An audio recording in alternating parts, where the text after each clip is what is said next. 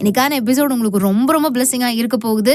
Suppose யாராவது ஒருத்தங்க இந்த மாதிரி யோசிச்சுக்கிட்டு இருக்கிறீங்களா, நான் பாவம் பண்ணிட்டேன், ஆண்டவர்கிட்ட வரவே முடியாது, இப்போ நான் பண்ணின பாவத்து நிமித்தமாக என் வாழ்க்கையே ரொம்ப டேமேஜ் ஆயிடுச்சு, இதுக்கு மேலே நான் எந்திரிச்சு நிற்க முடியாது, என் குடும்பம் இதுக்கப்புறம் சரி ஆகாது, என் தொழில் மறுபடியுமா புதுப்பிக்கப்படாது, என்னுடைய ஹெல்த், என்னுடைய எல்லாமே போயிடுச்சு, எல்லாத்தையும் இழந்துட்டேன், இதுக்கு மேலே எனக்கு வாழ்க்கையே கிடையாதுன்னு யாராவது யோசிச்சுக்கிட்டு இருக்கிறீங்களா?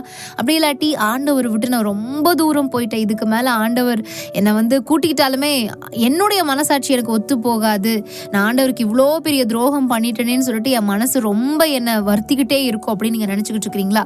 இது எல்லாத்தையும் தாண்டி ஆண்டவருடைய கற்பனைகளே கட்டளைகளே நான் மீறி நடந்துட்டேன், நான் என்ன பண்ண போறேன்னு எனக்கு தெரியல, ஆண்டவர்கிட்ட போகவும் முடியாம அவர்கிட்ட நெருங்கி இருக்கவும் முடியாம ரொம்ப போராட்டத்தின் நடுவில் நான் இருந்துகிட்டு இருக்கிறேன் அப்படின்னு சொல்ற எல்லாருக்குமே இந்த எபிசோட் உண்மையாலுமே உங்களுக்கு ரொம்ப பிளெஸிங்காக இருக்க போகுது.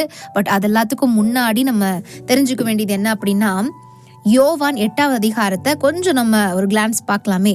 என்ன பண்றாங்க, ஏசு கிறிஸ்து ஒலிவ மலைக்கு போறாரு. மறுநாள் காலையில அவர் தேவாலயத்துக்கு வந்துடுறாரு. இந்த தேவாலயத்துல ஆண்டவர் ப்ரீச் பண்ணிட்டு இருக்கிறாரு. ப்ரீச் பண்ணிட்டு இருக்கும் பொழுது பரிசேயர் இருக்கிறாங்க, வேத பாரகர் இருக்கிறாங்க, இவங்க எல்லாருமே ஒரு கூட்டமா கூடி என்ன பண்றாங்க, விபச்சாரத்திலே கையும் மெய்யுமா பிடிக்கப்பட்டதான ஒரு ஸ்திரீயை முன்னாடி நிறுத்தி, ஏசுவே நீங்க சொன்னீங்க இல்லையா எல்லாத்தையும் மன்னிச்சு விடணும் அப்படி சொல்லிட்டு நீங்க சொன்னீங்க, ஆனா என்னன்னா இந்த ஸ்திரீ விபச்சாரம் பண்ணியிருக்கிறாங்க, மோசேயினுடைய நியாயப்பிரமாணத்தின்படி இவங்களை கல்லெறிஞ்சு கொலை செய்யணும்னு சொல்லிட்டு மோசேயின் நியாயப்பிரமாணம் சொல்லுது, இதுக்கு நீங்க என்ன சொல்றீங்க அப்படின்னு சொல்லிட்டு சொல்றாங்க.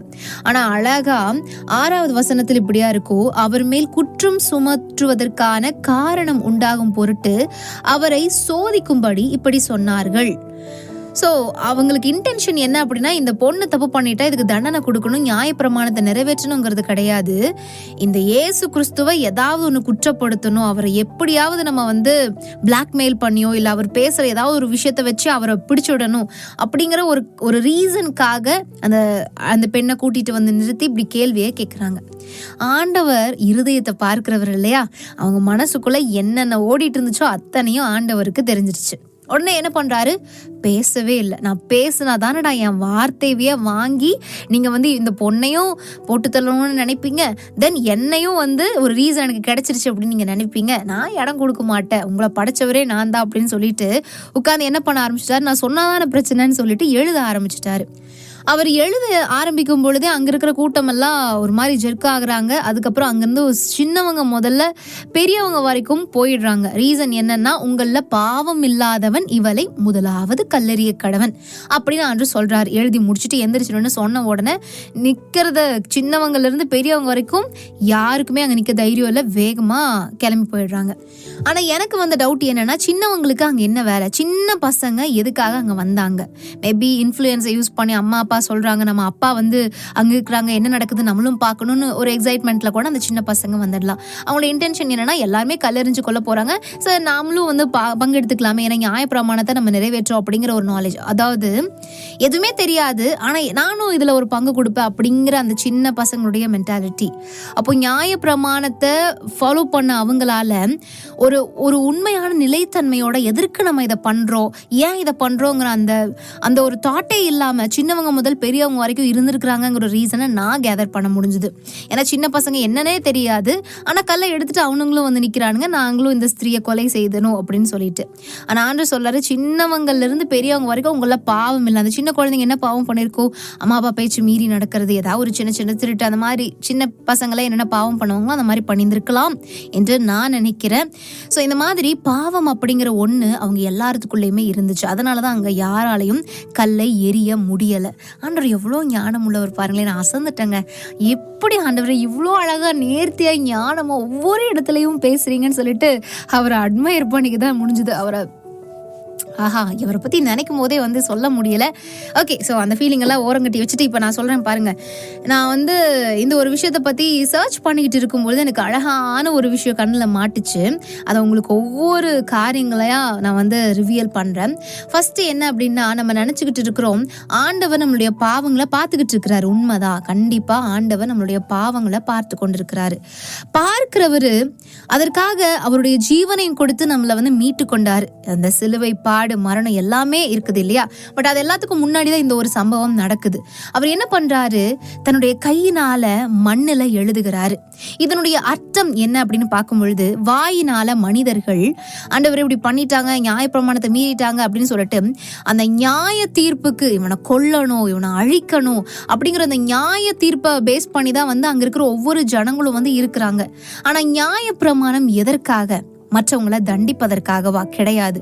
ஆண்டவர் நியாயப்பிரமாணத்தை கொடுத்தது எதற்காக அப்படின்னா, நம்ம செய்கிற தவறுகளை நமக்கு உணர்த்தி இதுல இருந்து நமக்கு ஒரு மீட்பு, ஒரு ரட்சிப்பு நமக்கு வேணும் அப்படிங்கிறத ஒரு கண்ணாடியை போல நமக்கு தெளிவாக காட்டக்கூடிய ஒரு விஷயம் தான் இந்த நியாயப்பிரமாணம். நம்ம செய்கிற பாவங்கள், நம்ம செய்கிற காரியங்கள் எல்லாமே தண்டனையை கொடுக்கக்கூடியது.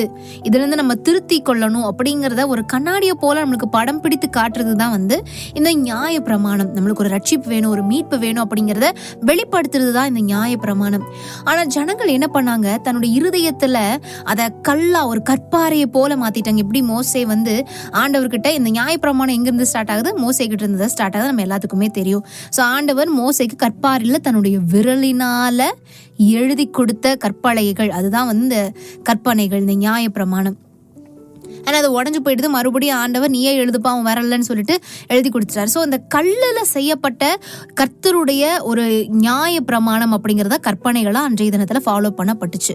இது எல்லாமே மனுஷன் செய்கிற தவறுகளை சுட்டி காட்டவும் அவனுக்கு ஒரு மீட்பு தேவை அப்படிங்கிறத எம்பசைஸ் பண்ணுறதுக்காகவும் தான் இருந்துச்சு.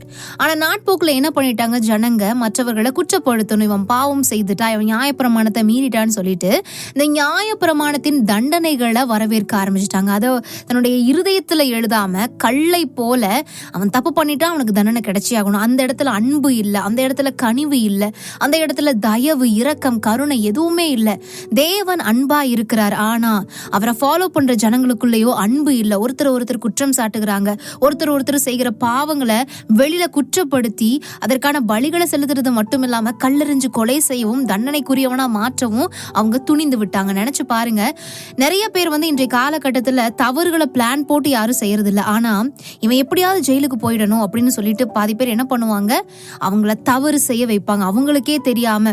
இப்ப எனக்கு ஒருத்தவங்க மேல கோவம் இருக்குதுன்னு வச்சுக்கோங்களேன், அவங்க ஜெயிலுக்கு போகணும்னு நான் ஆசைப்பட்டேன்னா அந்த பர்சன் எப்படியாவது ஒரு சட்டத்துக்கு புறம்பான காரியத்தை செய்யணும்னு நான் என்ன பண்ணுவேன், பிளான் போட்டு அவங்கள அதே மாதிரி செய்ய வச்சு என்ன பண்ணிடுவேன், இவங்க தப்பு பண்ணிட்டாங்கன்னு குற்றம் சாட்டி அவங்கள ஜெயில கொண்டு போய் போட்டுருவேன். இதே மாதிரி நியாயப்பிரமாணத்தின் காலகட்டத்திலையும் நடந்திருக்காதுன்னு சொல்லிட்டு நம்மளால சொல்ல முடியாது இல்லையா? மேபி நடந்திருக்கலாம், அவர்களை நியாயப்பிரமாணத்தை மீறும்படியா செஞ்சு தண்டனைகளை கொடுத்திருக்கலாம். ஸோ தண்டனைக்குரிய காரியங்களா அந்த நியாயப்பிரமாணம் மாற ஆரம்பிச்சிருது.